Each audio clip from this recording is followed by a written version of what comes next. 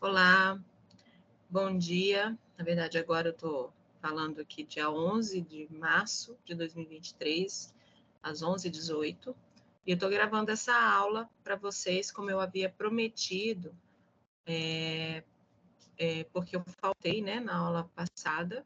No dia 9 eu não pude estar presente com vocês. E aí eu passei a atividade que consta lá, gente, tá? Prestem atenção nos recados que eu coloquei lá sobre a atividade, tá? E eu vim agora trazer para vocês essa aula que vai ficar gravada, eu vou compartilhar, e para que vocês assistam, aproveitem, e também aproveite tanto para o conhecimento como para a realização da atividade que eu coloquei lá no grupo, que vai valer ponto, tá? Antes de eu começar aqui a espelhar o material, eu quero dar alguns recados sobre a questão da entrega desse trabalho, dessa atividade. Vocês vão ter que me entregar de duas formas, tanto no modo presencial, ou seja, a aula que vem vocês devem me entregar essa atividade na aula, e também devem me enviar no e-mail, da qual eu já passei para vocês, e que vai constar agora no final, tá? No final do slide tem esse e-mail. Então, vocês vão ter que fazer das duas formas, tá? O prazo para entrega e para o envio no e-mail é até a próxima aula, né? Que vai ser dia...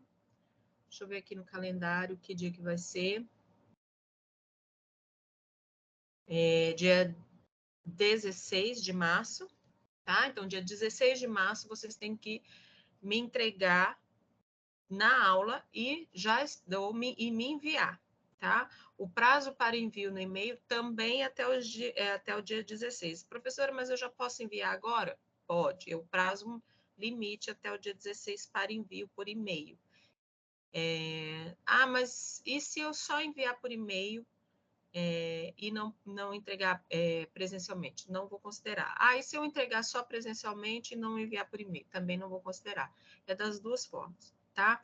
Se porventura algum de vocês enviou por e-mail e no dia 16, por algum motivo justificável, não pôde comparecer para entregar pessoalmente, utilize aquelas normativas que a gente já explicitou para vocês, de mandar a justificativa da falta por e-mail. Aí, nesses casos, onde a falta for justificada, aí eu vou considerar só o envio por e-mail, tá? Espero que tenha sido claro.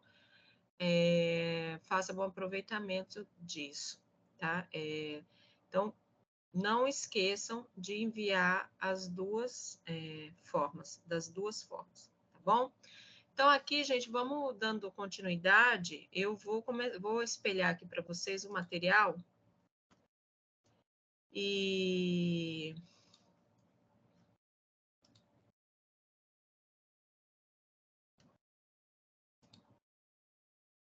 vou espelhar o material para que vocês acompanhem aí, dando continuidade na nossa aula de Direito Administrativo, Administração Pública.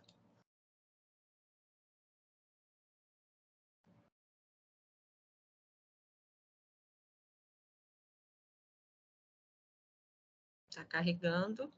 Pronto, tá? Vamos lá. A gente falou, né, aula passada, sobre os agentes, né, os tipos de agentes públicos, e vamos dar continuidade, então, na nossa matéria. Hoje nós vamos falar sobre cargo, emprego ou função pública, tá? Nós vamos falar sobre isso, nós vamos falar sobre a questão de contenção de gasto com o pessoal, né, os limites de gasto com o pessoal, ou seja, o que a administração pública pode gastar com seus agentes, né, até que limite, e aí depois a gente já vai entrar um pouco na questão da remuneração dos servidores públicos, tá? Dos agentes públicos, perdão. Nós vamos adentrar isso daí. Vamos ver se a gente consegue fazer essa introdução. Hoje eu vou ficar cargo, emprego e função pública, e eu quero tratar mais especificamente, presencialmente com vocês, essa questão da questão da remuneração. Talvez a gente volte um pouco na próxima aula presencial, a depender de como é que vai estar o cronograma da nossa grade, tá? Porque é uma matéria extensa, mas é importante que vocês saibam, porque, como eu disse, direito administrativo, eu não sei se foi para a turma de vocês ou foi para a turma da manhã, por mais complexo que possa parecer, chato que possa vocês acharem, apesar de que eu não acho, eu acho uma matéria bastante interessante, mas tem gente que acha, é uma matéria que, inevitavelmente, para quem vai fazer concurso ou para quem vai fazer a prova da OAB, vai ter que entender, vai ter que saber. Tá? Então, direito administrativo, aí estou falando para aqueles alunos que pretendam fazer concurso, seja ele um concurso de alto escalão, da magistratura, da promotoria, qualquer de alto escalão, ou um concurso menos complexo, não interessa. A níveis variados, vocês vão ter que ter conhecimento do direito administrativo, tá? Isso é inevitável. Qualquer concurso hoje você vai fazer e você tem que ter uma base da direito administrativo, tá? Então, vamos compreender bem eles, porque isso aqui vai ser cobrado de vocês em algum momento. Nem que seja para fazer a prova da OAB, e aí também, já puxando para aqueles que querem ir para o campo da advocacia, pensar que é um ramo da advocacia bastante interessante, aqueles que se destacam têm uma perspectiva promissora, né, no sentido de que é rentável. Então, vamos prestar atenção, embora possa, para alguns, parecer complexo, difícil ou chato, tá? Vamos quebrar, vamos tirar esse preconceito, esse paradigma e vamos para frente. Vamos lá. Cargo, emprego, função pública. Vamos começar a entender o conceito, né, disso. Vamos lá. A Constituição Federal, em vários dispositivos, emprega os vocábulos cargos, emprego e função pública para designar realidades diversas, porém coexistentes na administração pública. Cumpre, pois, distingui-los. As três expressões equivalem a postos de trabalho criados por lei, com denominação, remuneração e atribuições por ela definidos para serem ocupados pelos servidores públicos, sejam eles estatutários, empregados públicos ou temporários. Então, esses são conceitos, tanto o emprego quanto o cargo e a função pública, são expressões utilizadas para postos de trabalho que foram criados dentro da administração. Criados por quê? Por lei. E nele vai ter a função que a pessoa vai exercer, a atribuição que vai ter, a remuneração que vai ter. Tá? Nós vamos agora distinguir um por um. Para bem compreender o sentido dessas expressões, é preciso partir da ideia de que a administração pública, na administração, por todas as competências são definidas pelo ordenamento jurídico positivo e distribuídos em 3 níveis diversos. Então, assim, na administração, ela tem que ter ordem normativo, ser definidas por ordenamento jurídico específico, positivo, significa tem que estar lá na lei. Então, aquele abrir o concurso para o cargo tal, tem que estar em lei. Isso é publicado através de diário oficial, a gente sabe disso. Nada na administração pública pode ser sem essa definição normativa, né, positiva, ou seja, por lei. Essas atribuições são divididas em 3 níveis, né? Então, vamos lá. Pessoa jurídica, quem são? Quais são as atribuições, por exemplo, das pessoas jurídicas da administração pública, que é a União, o Estado, o Distrito Federal, os municípios, e aí distribui essas pessoas jurídicas, que são o Estado tem, a União tem sua função, entendeu? Tem sua competência, o Estado também, e o Distrito Federal e o município. As pessoas jurídicas da administração pública, elas são essas: União, Estado, Distrito Federal e municípios, cada qual com suas distribuições e competências, que são fixadas aonde, gente? Aonde está a normativa? Eu acabei de dizer que tudo da administração, tem que estar com um ato normativo positivo, ou seja, tem que vir subsidiado por lei. Aonde estão as atribuições da União, do Estado, do Distrito Federal e município? Na Constituição Federal. É lá que nós vamos ver quais são as atribuições dessas pessoas no caso, pessoas jurídicas da administração pública. Os órgãos, tá? Então, tem a pessoa jurídica e tem os órgãos. Quais são os órgãos? Os ministérios, as secretarias e suas subdivisões, tá? E vem aí o que a gente está mais estudando, que a gente está pegando aqui, que é os agentes públicos. E quem são os agentes públicos? Aqui a gente já viu, né, a conceituação, a classificação dos agentes públicos. Entre esses, os servidores públicos que ocupam cargos ou empregos ou exercem funções, tá? Então, as competências da administração são divididas nesses 3 níveis, entre as suas pessoas jurídicas, né, entre seus órgãos e entre seus agentes. Vamos lá, o que são cargos públicos? A natureza da relação jurídica que liga o titular do cargo ao poder público é estatutária ou institucional. O Estado possui o poder de alterar o regime jurídico dos servidores legislativamente, inexistindo garantias das disposições vigentes quando houve ingresso ressalvadas as disposições constitucionais. Cargos públicos é aquele onde foi criado por lei, né? O poder público, esse cargo existe. Então, imagine um espaço, é como se você tivesse ali. Por que a gente usa o termo posse? Tomei posse. Por quê? Porque é um espaço.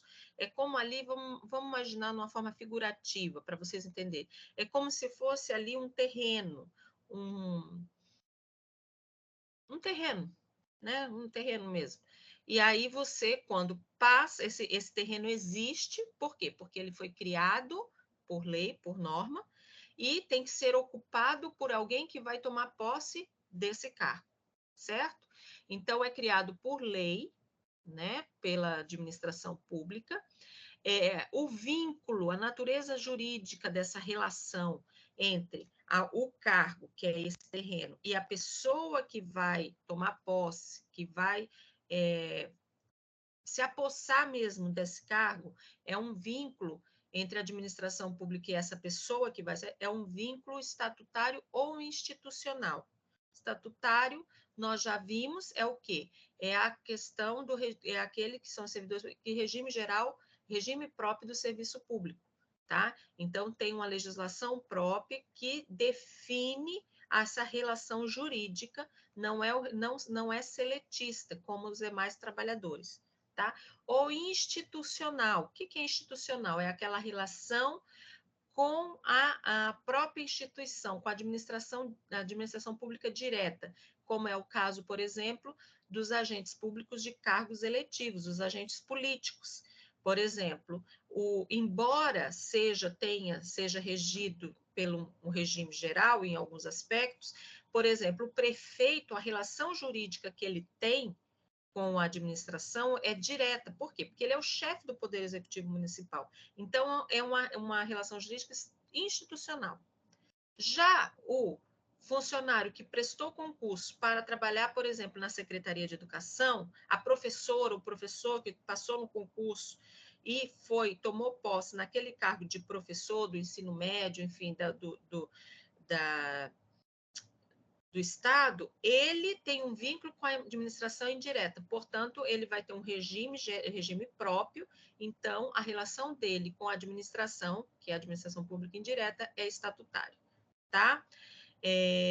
O Estado, nesses casos, ele é que tem o poder de alterar o regime jurídico dos servidores legislativamente. Eu não sei se está aqui dentro do nosso grupo e da nossa turma, tem servidores públicos do Estado, mas nós vimos aí como um efeito cascata e como, inclusive, quase não, como uma obrigação, uma imposição, diante da reforma da Previdência, que é regime geral, que os estados deveriam fazer também, teriam um prazo de até 6 meses depois da reforma da Previdência, também de fazer as reformas nos seus regimes próprios.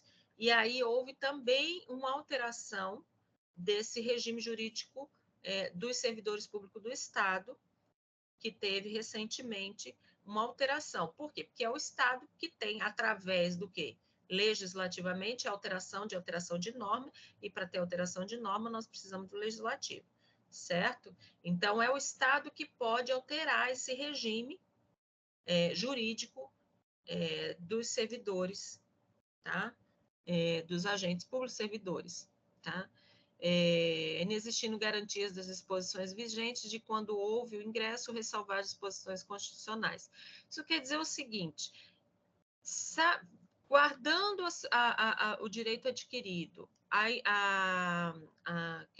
as questões constitucionais que estão resguardadas, ou seja, estão amparadas, nessa alteração que o Estado pode fazer do regime jurídico único, ele pode fazer disposições, ele pode alterar garantias. Um exemplo que eu dei agora, no caso do servidor do Estado, no caso das aposentadorias, por exemplo, por idade, houve uma alteração, no caso, e essa alteração, assim, até a gente discute muito quando a gente começa a divulgar e ver essas coisas, e não houve nenhuma regra de transição. Então, ou seja, a pessoa que já era funcionário público entrou lá pensando que ela ia aposentar com tal idade. Só que agora, com essa alteração, mudou, e ela vai aposentar só com outra idade lá na frente, entendeu? Então, quer dizer, essas garantias que antes ele achava que tinha, elas são voláteis de acordo com essas alterações que o Estado, né, no caso a administração pública, pode fazer com relação a esse regime jurídico dos servidores, tá? Os cargos, eles são criados por resolução da Câmara ou do Senado, tá? No caso de cargos federais. Vamos lá, função pública. Então, nós vimos o que é cargo. Função pública. Lá na Constituição de 88, no artigo 37, inciso 5, diz: as funções de confiança exercidas exclusivamente por servidores ocupantes de cargo efetivo e os cargos em comissão a serem preenchidos por servidores de carreira, no caso de condições e percentuais mínimos previstos em lei, destinam-se apenas a atribuições de direção, chefia e assessoramento. Isso aqui, função pública, acontece em duas situações. A primeira, vou inverter aqui, a primeira nos cargos de comissão. O que são cargos de comissão? São aqueles cargos de confiança. Normalmente tem o que? As assessorias. Um exemplo é o assessor parlamentar. Ele é indicado pelo parlamentar por uma questão de confiança, certo? É a confiança daquele parlamentar que indica, e aquele agente público vai exercer o quê? Uma função pública, ele não é um cargo público, ele vai exercer uma função pública durante aquele período, né? Normalmente é temporário, e normalmente é temporário, né? Sim, é temporário por enquanto durar essa confiança, e enquanto, por exemplo, o parlamentar permanecer ocupando aquele cargo, ou até aquele parlamentar manter ou quiser manter esse agente naquela função pública. São cargos de comissão. Existem também a função pública em situações exercidas por servidores ocupantes de cargo mesmo. Aquele exemplo que eu até dei em sala de aula. Nós temos muito um exemplo que é fácil de vocês visualizarem, é o caso do assessor do juiz, do magistrado. Esses assessores, eles são o quê? São, normalmente não, são, né? São funcionários públicos, servidores públicos que passarem concurso, por exemplo, para ser escrivão do cartório, né? Passou para o concurso de escrivão do TJMS. Está lá trabalhando como escrivão. Porém, o magistrado daquela vara da qual esse servidor trabalha gostou muito do trabalho, começou a pegar confiança nesse servidor e chamou ele para exercer a função de assessor. Tá? Então, o que acontece? Ele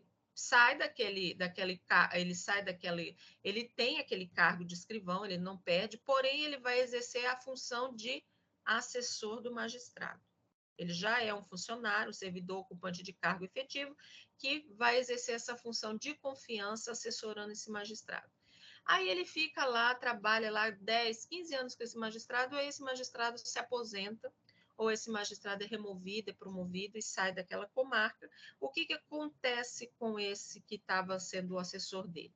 Se não for seguir esse magistrado, por exemplo, o magistrado que se torna desembargador, às vezes leva às vezes leva, consegue ter uma transferência desse funcionário e continua sendo assessor. Mas no caso de não conseguir, ou no caso que eu dei, de, por exemplo, o magistrado aposentar, esse servidor, e aí outro magistrado, outro juiz toma, né, toma posse, assume aquela vara, e o que acontece com aquele servidor? Volta a ser o escrivão, ele vai voltar a ser escrivão, e o magistrado que que assumir a vara, vai escolher outro assessor, ou não, pode até manter aquele lá mesmo, mas assume, entendeu? Então, essas duas situações. No caso de quem exerce essa função de confiança, que é efetivo no cargo, ou seja, já é um servidor ocupante de cargo efetivo, quando acabar, né, passar esse período dessa função de confiança, ele volta para o seu cargo, normalmente. Já no caso do assessor parlamentar, não. No caso do assessor parlamentar, enquanto durar essa função, né, pública, ele vai estar ali. Na hora que por exemplo, esse parlamentar já não quiser mais ele como assessor, ou então esse parlamentar não se reeleger, assumir outro, ele perde aquela função, tá? E volta para a iniciativa privada. Ok?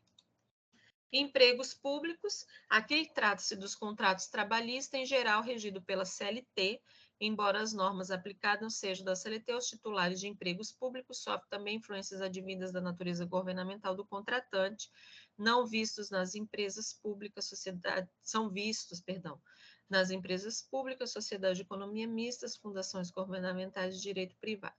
Gente, os empregos públicos é aquele pessoal que eu falei para vocês. Por exemplo, um exemplo é os que trabalham nas empresas, tá? Nas empresas públicas. Um exemplo, o funcionário do Banco do Brasil, os próprios funcionários da Caixa Econômica Federal, eles são regidos pela CLT, e outras empresas públicas e autarquias, ou então a gente já viu isso eles ocupam, embora eles também, tem outra questão também, embora eles sejam regidos pela CLT, eles também sofrem influência de natureza governamental do contratante. Então, o que significa isso? Ah, professor, então quer dizer que o funcionário lá do Banco do Brasil é seletista, então se o Banco do Brasil quiser mandar embora, igual, por exemplo, um banco privado, faz acerto e vai embora? Não. Eles têm algumas influências, tá? Ele tem uma certa estabilidade, por quê? Porque por exemplo, essa demissão, esse desligamento tem que ser justificado. Então, não pode ser sem justa causa, digamos assim, tá? Tem que ser justificável e tem que ser dado a oportunidade de um processo administrativo, dando direito à defesa, à ampla defesa, o contraditório, existe um trâmite, tá? Então, por isso que eles, embora sejam regidos pelas normas da consolidação das leis trabalhistas, ou seja, as mesmas normas que regem a iniciativa privada, eles têm algumas influências advindas da natureza governamental, né? Porque eles têm uma diferença, eles exercem alguma atividade de natureza governamental. Por exemplo, os funcionários da Sanesul, eles também são seletistas. Esses empregados, eles passam por seleção, concurso, sabe? Para entrar. Também é diferente da iniciativa privada, que às vezes, na verdade, é uma escolha, passa por uma triagem, mas não é um concurso, né? Então, são essas as influências que ocorrem com relação aos empregos públicos, tá? Lembrando sempre aquelas empresas, a gente já falou na aula que a gente tratou na aula passada, tá? Então, vamos lá. Agora a gente vai entrar objeto das normas constitucionais sobre o pessoal. Nós vamos falar sobre uma coisa aqui, normas de contenção de despesas com servidores estatais. O que significa isso? Olha, o nome já está dizendo, normas de contenção de despesas com os servidores estatais. Existe essa norma. O Estado ele não pode gastar o que ele quiser com o seu pessoal, com a sua folha de pagamento de servidor, de agente público. Então, existe essas normas de contenções de despesas dos servidores estatais, tá? Tais normas constitucionais têm o intuito de proibir, impor, manter sob vigilância as despesas com pessoal. Gente, só me perdoa um pouquinho só para me pedir uma água, porque eu esqueci de trazer, tá? Então, assim, essas normas, elas visam exatamente ter um controle sobre os gastos com o pessoal.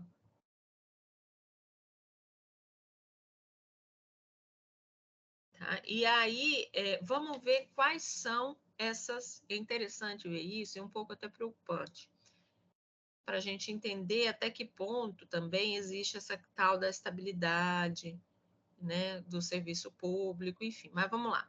Então, vocês entendem, são normas que elas têm o intuito realmente de ter um controle, uma contabilidade, e impor, manter, proibir, manter vigília, né? Vigília mesmo, porque senão fica um estado muito grande, com gastos, e aí praticamente todo o gasto seria com pagamento dos servidores, e não pode. Aqui, a lei de responsabilidade estabelece, vamos lá. Deixa só um pouquinho. Tá bem. Olá, para fins do disposto no caput do artigo 169 da Constituição, a despesa total com pessoal em cada período de apuração e em cada ente da federação não poderá exceder os percentuais da receita corrente líquida a seguir discriminados. Então, veja, tem um limite, tá? O Tribunal de Contas ele vai fazer essa apuração e aí, por cada período de apuração, vai estabelecer esse percentual limite com a receita, ou seja, com o pagamento da receita líquida a seguir. Então, por exemplo, a União, ela não pode gastar mais do que 50%, tá, da sua receita líquida, ou seja, do que ela arrecada. Ela tem esse limite de 50%. Os estados, esse limite vai para 60%, né, do que eles arrecadam, e os municípios 60 também, tá? Tá aí pequenininho aqui, para mim eu não consigo ver, mas vocês vão ter lá no material, esse daqui eu vou disponibilizar.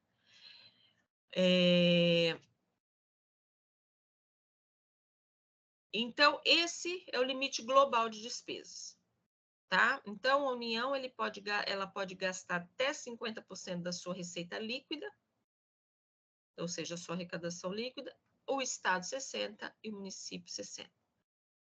Existe aí, quando o que acontece? Um limite alerta. Como é que é isso?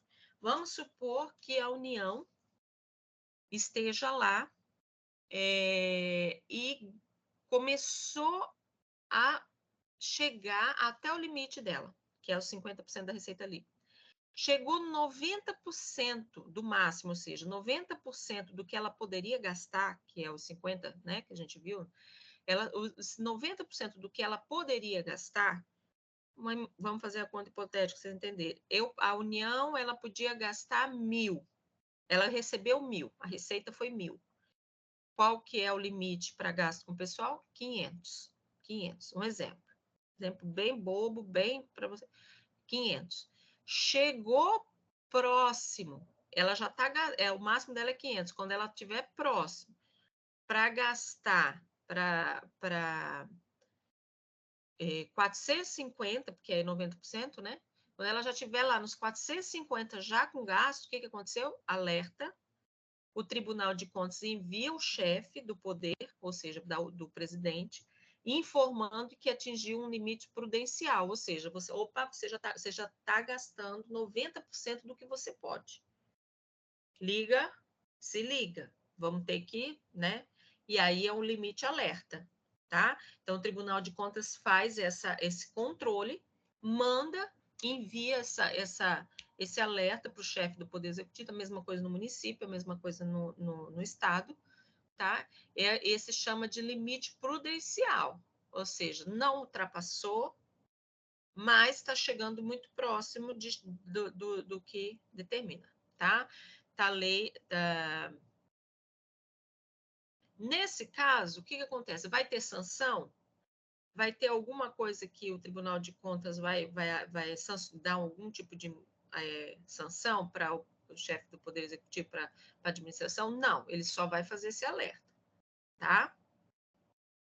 Está lá no artigo 59, parágrafo 1º, inciso 2 da Lei de Responsabilidade Fiscal, tá? Essa lei é bom vocês terem. Aí vem o outro limite prudencial, que é de 95%, tá? Lá no artigo 22 diz o seguinte: a verificação do cumprimento dos limites estabelecidos no artigo 19 e 20 será realizado no final de cada quadrimestre. Então, como é que é realizada essa questão desse limite, né? Para verificar a questão do limite, é quadrimestre. Se as despesas total com pessoal exceder a 95% do limite, são vedados ao poder ou órgão referido no artigo 20 que houver incorrido o excesso, concessão de... Então, quer dizer, quando chegar no 95%, passar de 95%, aí já começa a ter sanções. Aí, ou seja, dá o alerta 95%. Chegou no 95%, passou de 95%, aí o Tribunal de Contas já vai aplicar sanções. Quais são as sanções? Então, se as despesas total com o pessoal exceder a 95% do limite, tá, gente? São vedadas ao poder ou os órgãos referido no artigo 20, ou seja, a administração pública direta ou seus órgãos, eles começam a ter sanções. O que é? Não vai haver o quê? Concessão de vantagens, aumento, reajuste ou adequação de remuneração a qualquer título, salvo os derivados de sentença judicial ou de determinação legal ou contratual, ressalvada a revisão prevista no inciso 10º do artigo 37 da Constituição, ou seja, não pode dar vantagens, aumento, reajuste, adequação de remuneração, salvo aqueles impostos em lei ou a revisão tratada no inciso 10º da Constituição Federal. Tá? Não pode criar cargo, emprego, função pública, ou seja, para de concurso público, tá? Não tem concurso, não tem emprego, não tem contratação. Vocês vejam que já começou a ter sanção, né? A alteração de estrutura de carreira que implica aumento de despesa, ou seja, a questão do cargos, planos de cargos e carreira não pode ter alteração, ou seja, o servidor que estava prestes a pular, né, a passar para uma outra, não vai poder. Provimento de cargo público, admissão ou contratação de pessoal a qualquer título, ressalvada a reposição decorrente de aposentadoria ou falecimento de servidores na área de educação, saúde e segurança, ou seja, não pode criar cargo público, admissão ou contratação de pessoal, não pode. Ressalvado as situações de aposentadoria ou falecimento de profissionais da área de educação, saúde e segurança, que são as primordiais ali, porque realmente não pode ficar sem. Se houver um falecimento de um funcionário, de um servidor, aí para repor aquele cargo que é essencial, né, de serviço essencial, aí pode só nesse serviço, tá? Não pode contratação de hora extra, salvo no caso do inciso 2 do parágrafo 6 do artigo da Constituição e as situações previstas na Lei de Diretrizes Orçamentárias, tá? Então, veja que já quando ocupa, né, quando se ocupa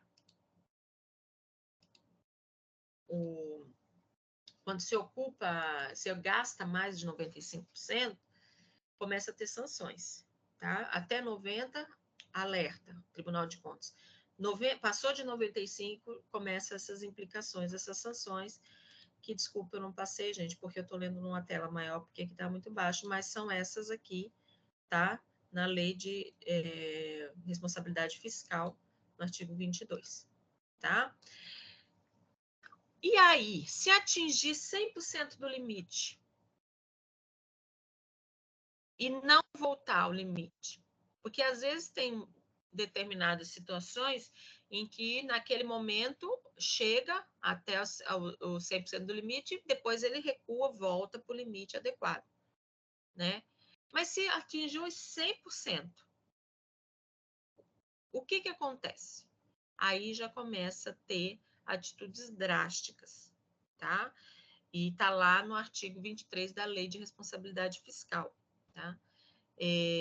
Vai ter 2 quadrimestres, aí o Tribunal de Contas, a administração pública vai ter 2 quadrimestres para eliminar excedentes e voltar para o limite.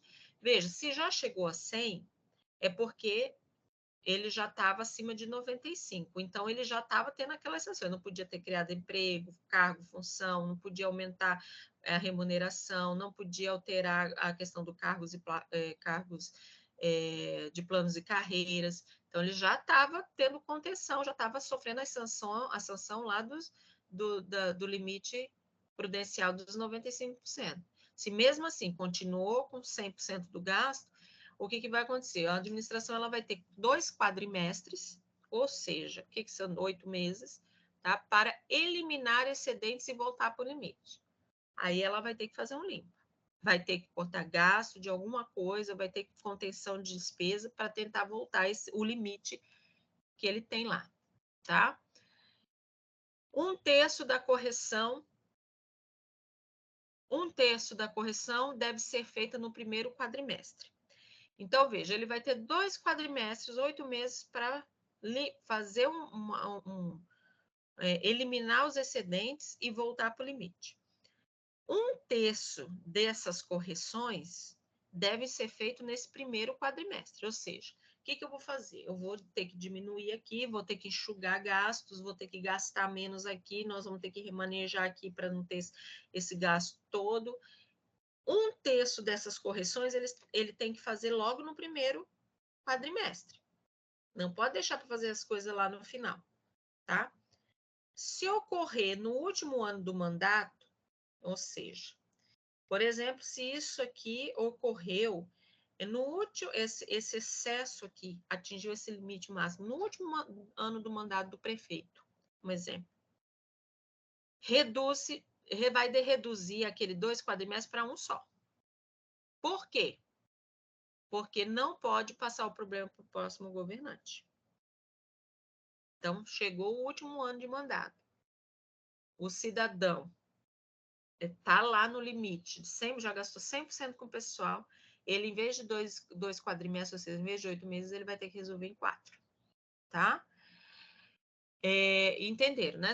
Normalmente, 2 quadrimestres, ou seja, 8 meses, para poder reestruturar o que tiver que fazer, eliminar os excedentes e voltar para o limite. Sendo que 1/3 dessas correções, desse enxugar, né, esses gastos, vai ter que ser feito logo no primeiro quadrimestre. Se, porventura, esse limite aí de 100% foi atingido no último ano do mandato do chefe do Poder Executivo, o que vai acontecer? Ele vai ter que resolver isso em 4 meses, porque ele não pode passar essa bucha, perdoe a expressão, para o próximo que entrar, tá? Em caso de calamidade pública, suspende-se o prazo. Nós tivemos isso agora, recentemente, com relação à questão do Covid, né? Teve muita coisa que ficou suspenso, também teve muitas alterações, assim, com relação à contenção para adicionais e tal, ficaram suspensos, porém, também ficou suspenso essa questão aí enquanto durou, né, a pandemia, a calamidade pública, fica esse prazo aí de voltar para o limite e tal, ele fica suspenso, tá? Em caso de crescimento baixo, negativo do PIB, os prazos são dobrados para 4 quadrimestres. Então, quer dizer, em caso de crescimento negativo do PIB, ao invés de 2 quadrimestres, vai passar para 4, ou seja, ele vai ter... vai para 16 meses, né? Para regularizar e voltar o limite que é estabelecido em lei para gastos com o pessoal.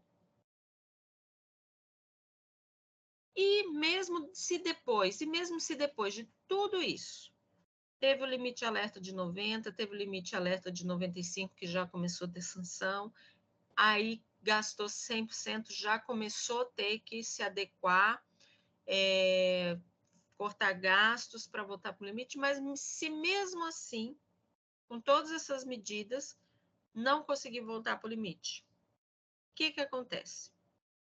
A Constituição Federal, então, determina redução em 20% das despesas com cargos em comissão e funções de confiança. Então, começa para quem é comissionado e exige função de confiança. Reduz 20% desses cargos. O STF, através da ação direta de inconstitucionalidade número 2.238, vedou a redução do salário. Precisa demitir, exonerar, mas não pode reduzir salário. Então, é isso. Não é que vai ter que demitir, redução de 20% desses cargos, porque não pode reduzir o salário desses agentes, tá? Então, já começa aí. Fez tudo isso, demitiu, exonerou essas funções, 20% dos cargos de confiança em comissão, fez tudo isso, não voltou para o limite. O que acontece? Exoneração dos servidores não estáveis. Quem são não estáveis? Exemplo, quem não cumpriu o estágio probatório e que foi contratado antes de 1983 e foram mantidos pela Constituição e pela Lei 8.112, porém não foram estabilizados. Então, são aqueles que não estão estáveis ainda, que normalmente são os servidores que não cumpriram ainda o estágio probatório, né, que ainda não estabilizou, ou esses antigamente, não tinha concurso público, se contratava. E aí, antes da Constituição, muitos desses que não foram concursados, eles se estabilizaram, né? Depois de 10 anos no cargo, provou pedir estabilização. Mas existem alguns que ainda mantêm sem estabilidade. E aí, o que acontece? Depois de cortado lá 20% dos cargos comissionados de confiança, mesmo assim não voltou para o limite, começa a exonerar esses servidores ainda que não estão estáveis, tá? Tanto os que não cumpriram o estágio probatório ou esses que foram contratados antes de 83 e que mesmo assim não contraíram a estabilidade, tá? Fez tudo isso, tá lá, 20%. Dos comissionados de confiança, cortou, exonerou, tirou os não estáveis, mesmo assim não voltou, não resolveu o problema. O que acontece? Exoneração de servidores estáveis. Aí começa o problema. Exonera os servidores estáveis. E aí a administração vai precisar indenizar, lógico, né? Indeniza como? 1 mês, né, da remuneração por ano de serviço. Então, por exemplo, se esse servidor ele está há 30 anos no serviço público, ele vai receber o equivalente a 30 salários dele, né, como a título de indenização. Isso é muito grave, porém é constitucionalmente previsto, tá? E é por isso que a lei de responsabilidade fiscal ela tem que ser observada, e é por isso que esses parâmetros às vezes, de enxugar, de contenção de despesas, são tomados para que não ocorra isso, tá? Porque numa situação aí de descontrole total, o servidor estável, ele pode pagar, inclusive, com a própria carne, tá? Tá lá na lei, tá? De responsabilidade fiscal, o artigo 23. Vou ler para vocês aqui.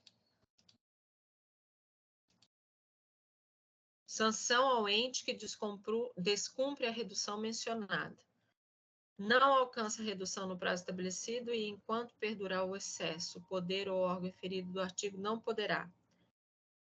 Então, quer dizer, enquanto não alcançar a redução, né, no prazo estabelecido, ou seja, reduzir os gastos ao limite legal, ele não pode receber transferência voluntária, obter garantia direta ou indireta de outro ente, contratar operações de crédito ressalvadas destinadas ao pagamento de dívida mobiliária ou as que visem a redução das despesas com o pessoal. As restrições do parágrafo 3º aplicam-se imediatamente se as despesas total com o pessoal exceder o limite no primeiro quadrimestre do último ano do mandato dos titulares do poder órgão referido no artigo 20. Ou seja, essa implicação aqui do parágrafo 3º, ele já se aplica imediatamente se as despesas total com o pessoal exceder o limite no primeiro quadrimestre do último ano do mandato dos titulares. Então, por exemplo, no último ano do mandato do prefeito, ele chegou ao limite, vai se aplicar essas sanções logo no primeiro quadrimestre, tá? Então, tem que cuidar, né? Essa é uma responsabilidade que tem que ser cuidado, porque o próprio servidor público estável, inclusive, pode, ele é o último lá no caso, né? Mas é possível, gente, né? Então a gente tem que cuidar. Normas relativas à remuneração de servidores e agente público. Nós vamos começar a introduzir um pouquinho isso aqui, mas isso aqui eu quero, assim, até deixar para a gente falar mais em sala de aula, porque é importante, tá? Deixa eu só pegar aqui um negócio, eu já falo.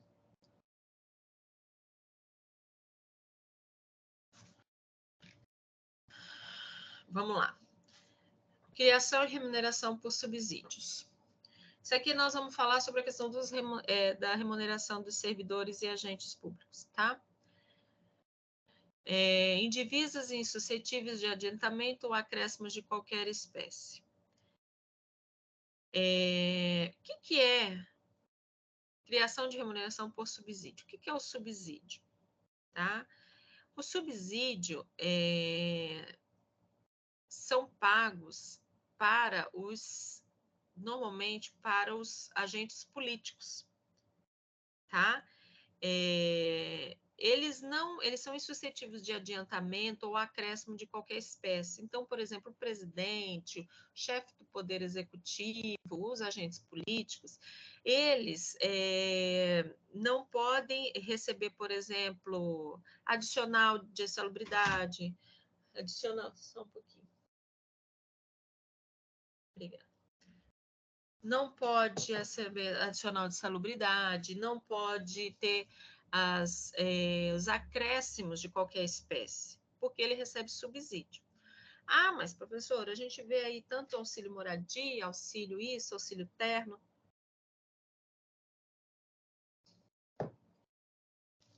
Exatamente, porque isso se enquadra como ajudas de custo.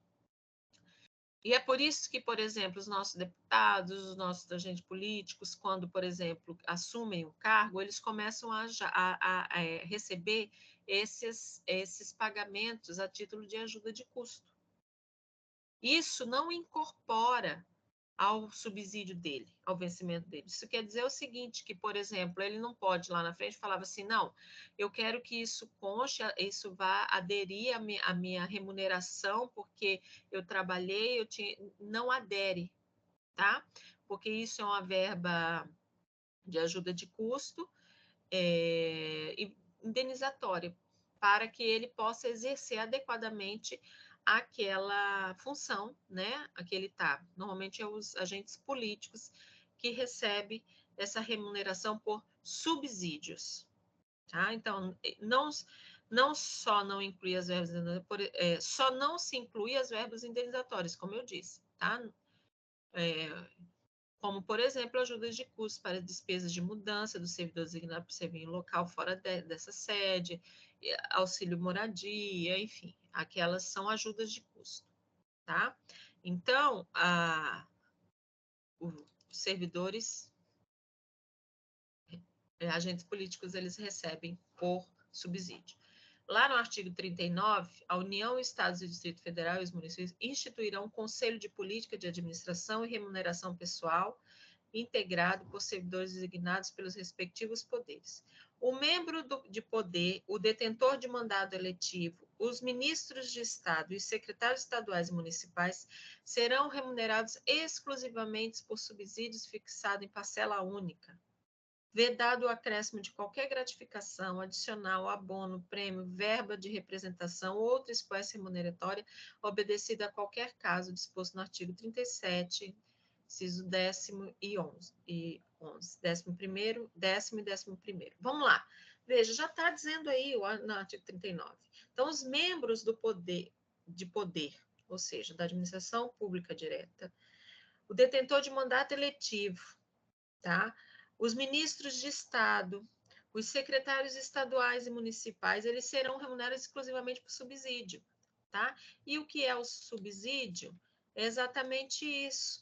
São remunerações indivisas e insuscetíveis de adiantamento ou acréscimo de qualquer espécie.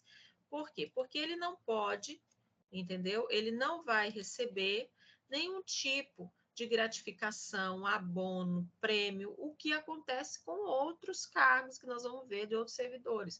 Abono de férias, entendeu? Adicional por tempo de serviço. Não tem isso nos chefes, nos membros do poder, detentor de mandato eletivo, tá bom? Então, isso é subsídio. O que o presidente da República recebe? Subsídio. O que o ministro recebe? Subsídio. O que o prefeito recebe? Também subsídio, tá? A remuneração mediante subsídio é uma novidade que foi introduzida pela reforma administrativa ocorrida em 98. Veja lá. Então, isso daí, do subsídio, foi introduzido lá em 98, que diz o seguinte: os membros de poder, detentores de mandato, aquilo que eu acabei de ler, ministros de Estado e secretários estaduais, passaram a ser remunerados exclusivamente por subsídios, fixado em parcela única, vedado o acréscimo de qualquer gratificação, adicional, abono. Isso está lá no artigo que a gente acabou de ler, tá? Então, essa ideia do subsídio, de que os chefes de poder, os ministros, os detentores de mandatos eletivos, eles recebem subsídios e não é salário, remuneração, por quê? Porque não tem adicional, abono, agora existem verbas indenizatórias para ajuda de custo, tá? Isso é permitido, como a gente já viu. E por que aconteceu essa mudança? A mudança base-se na ausência de justificativa para a decomposição da remuneração dos agentes públicos em inúmeras leis, tornando complicada e pouco transparente a situação e dando margem para o recebimento de importância que costuma atentar contra a moralidade pública. Gente, resumindo, é imoral. Ah, mas o prefeito, então, o deputado, quanto a gente conhece, a gente sabe, por exemplo, esses deputados que estão na cadeira, parece que é uma cadeira vitalícia. Ele, toda vez que tem pleito, ele se reelege, está ali. Mas é moral que ele tenha adicional de tempo de serviço? Não, não é moral. Por quê? Primeiro porque a relação que ele tem, a gente viu, é institucional, é com a instituição, não é uma relação trabalhista. Na verdade, aquilo é uma função pública que tem de serviço mesmo público, não com o intuito de relação trabalhista. Entende? Esses agentes que estão ligados à administração, os agentes políticos, principalmente. Então, eles têm uma função social que é diferente. Então, por isso, é imoral você, por exemplo, colocar adicional de tempo, adicional. Não, é imoral. E por isso, lá na reforma administrativa, se verificou, então, que tem que se criar uma nova figura, que no caso é o subsídio, não pode incorporar esse tipo de penduricalhos, né, para esse tipo de agente, por conta de ser contra a moralidade pública mesmo. A população, em respeito ao princípio da publicidade, será dado a conhecer os dispêndios pagos aos agentes públicos, ou seja, a lei de transparência, né, que a gente tem que ter, eu tenho que saber o que o prefeito ganha, o que o presidente ganha, então nós, como população, temos esse direito, tá? A remuneração mediante subsídio não afasta a possibilidade de recebimento de gratificação natalina e da gratificação de 1/3 do mês de férias. Então, embora os subsídios ele não tem esses, não pode incorporar aqueles adicionais, mas não é por isso que, por exemplo, não afasta a possibilidade deles de receber a gratificação natalina, que seria o 13º, e a férias, 1/3 das férias, tá? Eles não deixam de ser trabalhadores para os fins da Constituição estabelecidos. Não é que não, o deputado, enquanto deputado, ele não deixa de ser um trabalhador. Desculpa. Tá? Mas tem essas particularidades e ele, quero que vocês entendam, recebe por subsídio, entenda o que é subsídio e o que pode e o que não pode incorporar a esse rendimento desses agentes que recebem por subsídio, tá?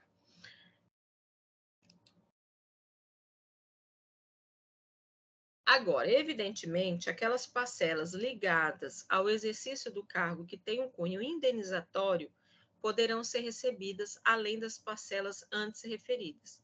Assim são caracterizadas as diárias e a ajuda de custo, que podem ser pagas aos membros do poder, no caso de deslocamento, a serviço ou movimentação decorrente da carreira, o que ocorre com policiais civis e federais para a realização de operações, bem como missões. O que ele está dizendo aqui é o seguinte: no caso do agente que recebe por subsídio, vamos supor, o prefeito precisa viajar para uma reunião de estado lá daqui, sai daqui de Dourados e vai lá para Brasília, ou porque vai ter uma convenção dos chefes do Poder Executivo Municipal para tratar de assunto. Ele vai ter que ser indenizado nisso, ele vai ter essa ajuda de deslocamento, dele ir para lá, dele se alimentar, dele se hospedar. Então, essa ajuda de custos é permitida. Assim como ocorre, ele deu esse exemplo aqui, no caso, por exemplo, de servidores, como os policiais, que às vezes precisam se deslocar e tal, eles são indenizados nesse gasto. É de cunho indenizatório, o quê? Para pagar a despesa que essa pessoa está tendo por conta do exercício da sua função, tá? Então, é aquilo que pode ter. Agora, limite da remuneração.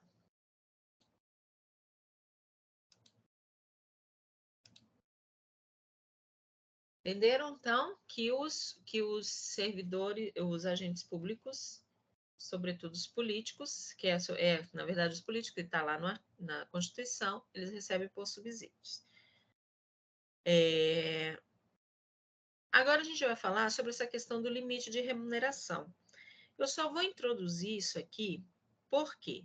Porque eu quero tratar isso com vocês, vou voltar nisso, e a gente falar a gente voltar e falar na aula, tá? Presencial. Mas limite de remuneração. Está dizendo lá no artigo 37, inciso 11, o seguinte: a remuneração e o subsídio dos ocupantes de cargo, funções e empresas. Então, remuneração e subsídios, tá vendo? E o subsídio. Remuneração sou eu como servidora pública que recebo, tá? Subsídio é aquilo que os ocupantes de cargo, função, os subsídios dos ocupantes de cargos, funções e empregos públicos da administração direta, autárquica e funcional dos membros de qualquer dos poderes da União e dos estados e do Distrito Federal, municípios e dos detentores de mandato eletivo e dos demais agentes políticos e os proventos, pensões ou de outras espécies remuneratórias percebidos cumulativamente ou não, incluídas vantagens pessoais ou de qualquer outra natureza, não poderão exceder o subsídio mensal em espécie do ministro do Supremo Tribunal Federal. Então, quer dizer o seguinte: tanto aquele que recebe por remuneração ou subsídio, ou seja, qualquer agente público, seja ele servidor, seja ele empregado público, seja ele ocupante de cargo, seja ele comissionado, seja ele de confiança, não pode receber mais do que o ministro do Supremo Tribunal Federal, aplicando-se como limite nos municípios os subsídios do prefeito e nos estados e no Distrito Federal, os subsídios mensal do governador no âmbito do Poder Executivo. o subsídio dos deputados estaduais e distritais no âmbito do Poder Legislativo e os subsídios dos desembargadores do Tribunal de Justiça, limitado a 90 inteiros e 25% dos subsídios mensal em espécie dos ministros do Supremo Tribunal Federal no âmbito do Poder Judiciário, aplicável este limite aos membros do Ministério Público e aos procuradores e defensores. Significa o seguinte, ninguém pode ganhar mais do que o ministro do Supremo Tribunal Federal, nem o presidente. Ponto. Fechou. Esse limite nos municípios vai ficar o seguinte, ninguém dentro do município vai poder ganhar mais do que o prefeito.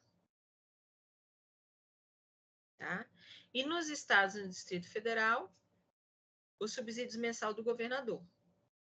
Certo? Então, sou funcionário do município, meu limite, meu teto ali é do prefeito. Sou do estado, meu limite ali ou sou do Distrito Federal, meu limite ali é do governador, tá? No âmbito do Poder Executivo, os subsídios dos deputados estaduais e distritais no âmbito do Poder Legislativo e os subsídios dos desembargadores do Tribunal de Justiça, limitado a 90 inteiros e 25% do subsídio mensal em espécie dos ministros do Supremo Tribunal Federal. No caso de eu ser do Tribunal de Justiça do Estado, por exemplo, eu sou uma desembargadora do Estado do Mato Grosso do Sul, e a minha remuneração ela tem que chegar até 90 e 25 centésimos, não sei por que eles colocaram isso, 90 e 25 centésimos por cento do que ganha o ministro do Supremo Tribunal Federal. Tá? Então, por exemplo, se eu sou um desembargador do Estado, o meu limite não fica no do governador. Pode ser maior, por quê? Porque o meu limite vai ficar 90,25% do limite do que ganha o ministro do Supremo Tribunal Federal. Tá? A mesma coisa aplicável para os membros do Ministério Público e dos procuradores e defensores públicos.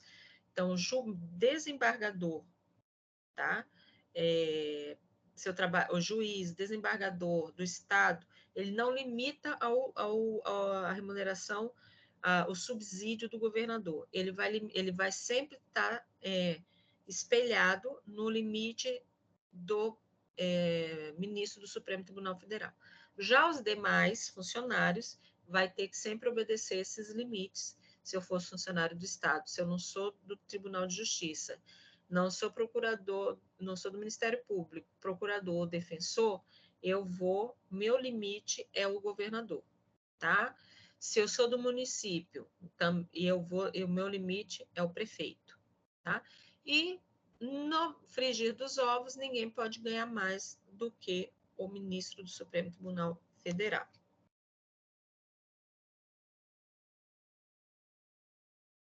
Então, na esfera federal, o teto é o ministro do Supremo Tribunal Federal, tá? Então, não pode ser ultrapassado por ninguém no âmbito da federação, foi o que eu falei. Sempre lá no teto, lá, gente, tá o ministro do Supremo Tribunal Federal, tá?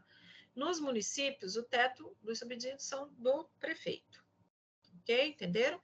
Nos estados e Distrito Federal, o teto, que é vulgarmente chamado de subteto, irá variar conforme se trata do servidor do Legislativo, do Executivo e do Judiciário. E aí é onde a gente explicou, tá? Eu falei aqui dos servidores da administração, tem que lembrar aqui também, gente, no caso dos servidores do Legislativo do Estado, se eu sou do Legislativo, um servidor do Legislativo, do Poder Legislativo, o meu limite ele fica sempre no do deputado, tá? Sempre no deputado. Se eu sou do Executivo, aí vai ser sempre do governador, tá? Porém, e do Judiciário, aquilo que eu falei. O Judiciário, ele tem ele se vincula ao limite do Supremo Tribunal Federal, tá?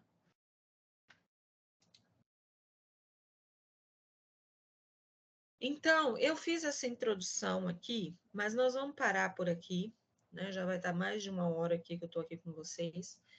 E nós vamos retomar nesse tópico aqui, tá? Inclusive, e aí a gente vai dar continuidade depois no nosso material sobre isso. Nós vamos retomar na próxima aula aqui, limite de remuneração, tá? Para a gente poder estudar mais sobre isso. Mas eu já introduzi, porque a gente fala muito sobre isso, essa questão do limite, do teto, tá? Mas a gente vai voltar nisso na aula presencial. Eu vou compartilhar esse material, mas eu vou compartilhar já na próxima aula, tá? Vou estabelecer como se fosse da próxima aula. Por quê? Porque a gente está na metade aqui e eu quero tratar isso aqui com vocês presencialmente. Então, eu vou compartilhar lá no AVA. Essa material aqui, essa aula eu vou deixar publicada já, né? Vou terminar aqui, já vou publicar para vocês. Espero que vocês tenham entendido, e se vocês não entenderam, anote suas dúvidas para a gente conversar pessoalmente, tá, gente? Então, assim, aproveitem, vejam, revejam, entendam, porque às vezes a gente fica com dúvida, e como eu disse, direito administrativo, para quem quer fazer concurso, sobretudo, tem que pegar firme, tá bom? Então tá, a gente se encontra no dia 16, espero vocês, não esqueçam de levar os trabalhos, enviar, e por favor, replique, né, essas informações, porque às vezes tem algum colega ou outro que não olha o grupo, ou mesmo, sei lá, silenciou e às vezes não está sabendo, e para não encher lá o mural, e como o mural tem muita aluno de todos os semestres, para que não haja confusão, eu estou postando as informações no grupo privado de vocês, né? Do grupo da sala, da turma de vocês. Então, por favor, avisem aos colegas, reforcem essa informação com relação ao trabalho, tá bom? Obrigada. Aqui hoje é sábado, um bom fim de semana para vocês.